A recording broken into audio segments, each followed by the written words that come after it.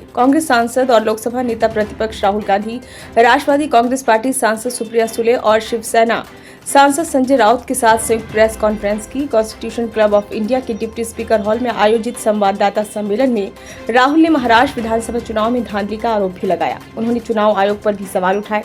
उन्होंने दावा किया कि चुनाव परिणामों में हेराफेरी की गई है। प्रेस कॉन्फ्रेंस के तुरंत बाद ही चुनाव आयोग की ओर से भी प्रतिक्रिया जारी कर दी गई। उन्होंने ट्वीट कर बताया, चुनाव आयोग राजनीतिक दलों को प्राथमिकता वाले हितधारकों के रूप में मानता है। बेशक मतदाता सबसे अहम होता है और राजनीतिक दलों से आने वाले विचारों, सुझावों और सवालों को भी बहुत महत्व दिया जाता है।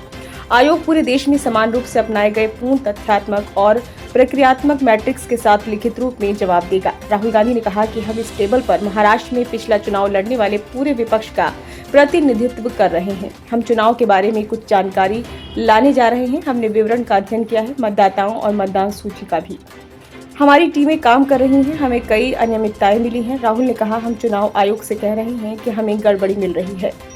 हमें महाराष्ट्र के मतदाताओं के नाम और पते वाली मतदाता सूची चाहिए। हमें लोकसभा चुनाव की मतदाता सूची चाहिए।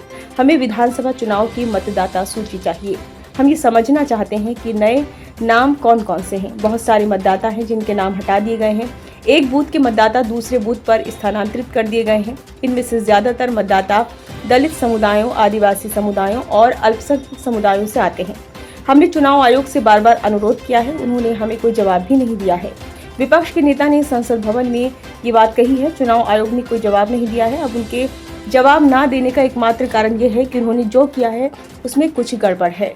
मैं कोई आरोप नहीं लगा रहा हूं, मैं यहाँ स्पष्ट रूप से डेटा प्रस्तुत कर रहा हूं।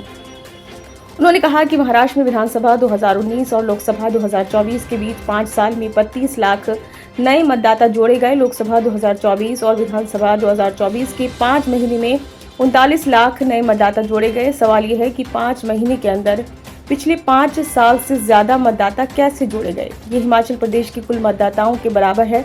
दूसरा मुद्दा ये भी है कि महाराष्ट्र में राज्य की पूरी मतदाता आबादी से ज्यादा मतदाता क्यों हैं। किसी तरह से अचानक ही महाराष्ट्र में मतदाता बनाए गए हैं।